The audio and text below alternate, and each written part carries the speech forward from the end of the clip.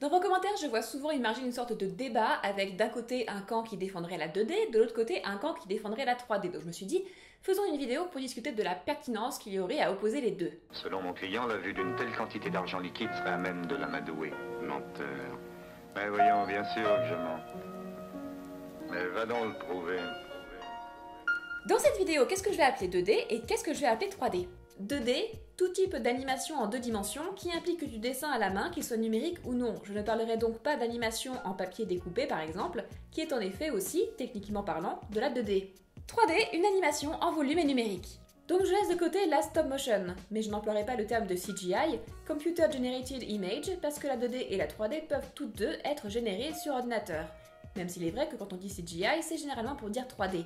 Et qu'on soit bien d'accord, quand je parle de 3D, je ne parle absolument pas de cette impression d'image qui sort de l'écran, créée par deux angles de vue réunis en un seul grâce à de superbes lunettes. Mais de quelle 3D parle-t-on?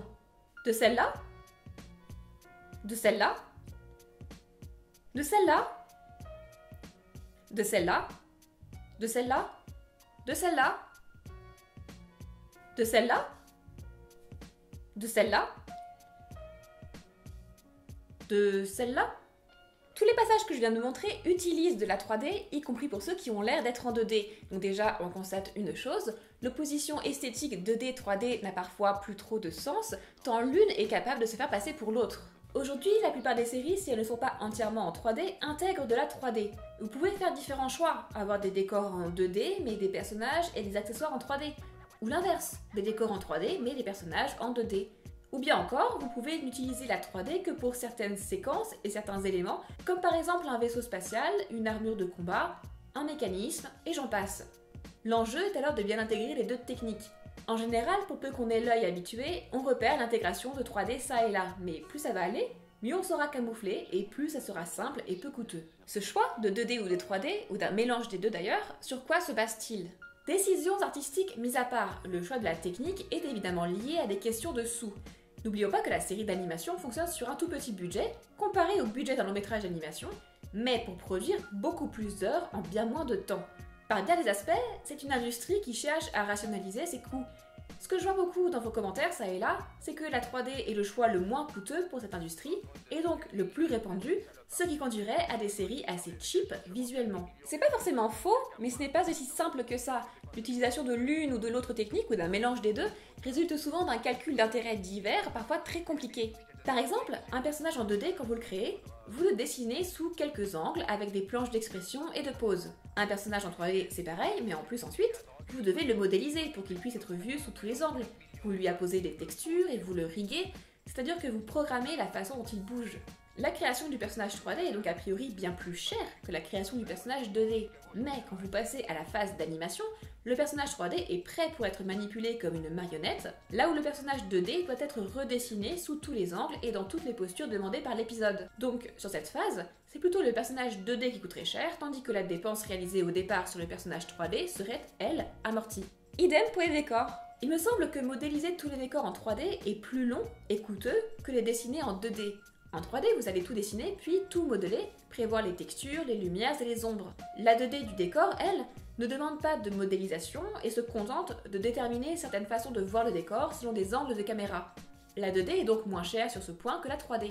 Mais ça veut dire que si pour les besoins d'un épisode, vous avez besoin en 2D d'un autre angle de vue, il faut entièrement redessiner le décor, même s'il s'agit d'une pièce déjà existante. Et bien sûr, ça coûte quasi aussi cher que de créer le décor d'origine, puisque ça prend quasi autant de temps à dessiner. Dans tous les cas, vous payez quelqu'un pour redessiner le décor sous un autre angle. Alors que si vous avez besoin d'un autre angle dans un décor 3D, vous déplacez votre caméra, comme si finalement il s'agissait d'un tournage dans un décor réel.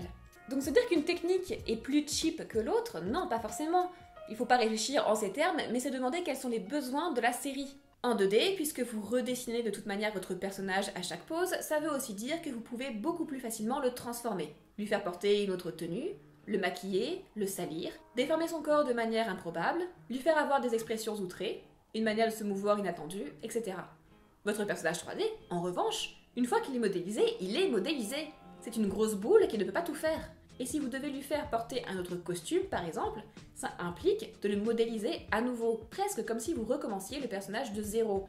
Donc, si vous prévoyez une série avec beaucoup de déguisements, par exemple, vous allez a priori privilégier la 2D peut-être. Pareil pour les décors, si vous prévoyez une série d'actions avec des mouvements de caméra, vous allez peut-être a priori plutôt privilégier la 3D, puisque dans la 3D, la caméra est libre. Dans la 2D par contre, la caméra est beaucoup plus statique, sauf si la 2D est très bien financée, et ça c'est un petit peu plus rare. Vous connaissez Bip Bip et le Coyote, cette série créée par Chad Jones, qui à l'époque évidemment était en 2D.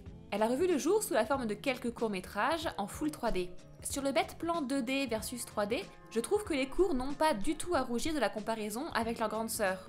Mais en plus, comme les décors sont entièrement modélisés en 3D, la mise en scène se permet des mouvements de caméra que la série d'origine ne faisait pas. Et le choix de la 3D me paraît particulièrement intéressant dans le cas d'un concept qui utilise beaucoup la course-poursuite. Ça ne veut pas dire qu'une nouvelle série Bip Bip et le Coyote serait forcément bien en 3D, notamment parce qu'elle n'aurait certainement pas autant de budget que les courts-métrages. Cependant, niveau déformation des personnages, je trouve qu'on n'est pas au niveau de la série d'origine. Je n'ai pas encore vu le Ville Coyote 3D plié en accordéon comme le Ville Coyote 2D, et ça manque un peu. Donc, encore une fois, se dire qu'une technique est plus cheap que l'autre, non, pas forcément. Ce sont des techniques différentes qui permettent des choses différentes et on peut faire du cheap avec l'une ou l'autre.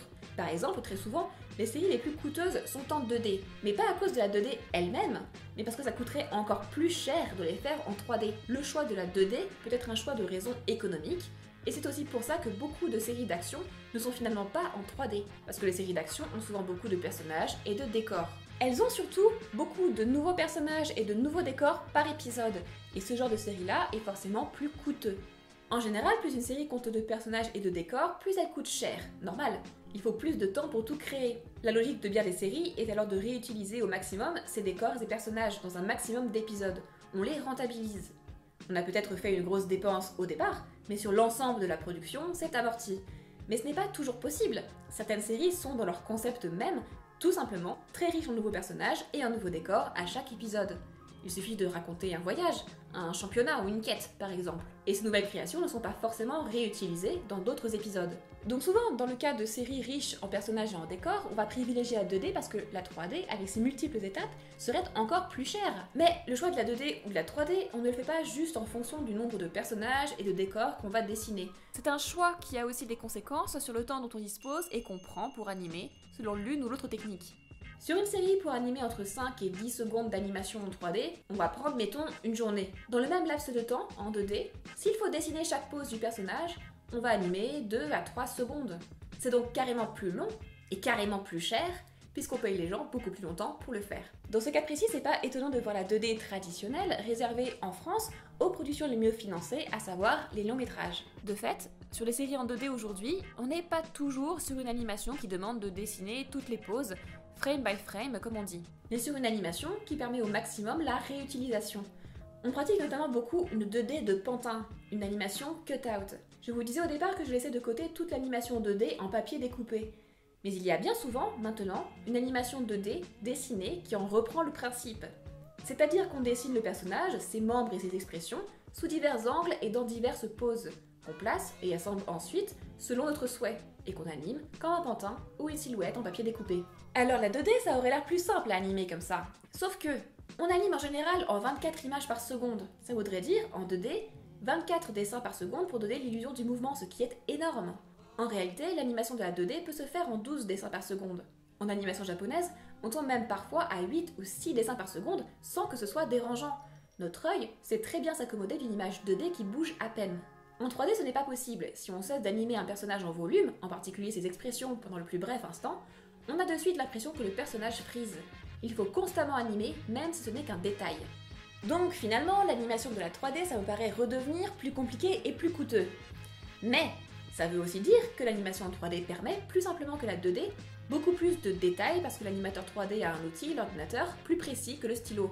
C'est en 3D qu'on peut avoir des décors, lumières et matières photoréalistes et des expressions de personnages extrêmement subtiles.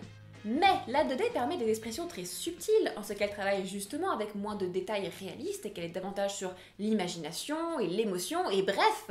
Vous l'avez compris, tout ce que je veux démontrer, c'est que le choix de la 2D, de la 3D ou d'un mélange des deux ne peut jamais être réduit à la 3D c'est plus cheap, ni à l'inverse. Le choix dépend des particularités de chaque série, de son concept, de ses partis pris, de son budget et d'autres paramètres et contraintes encore.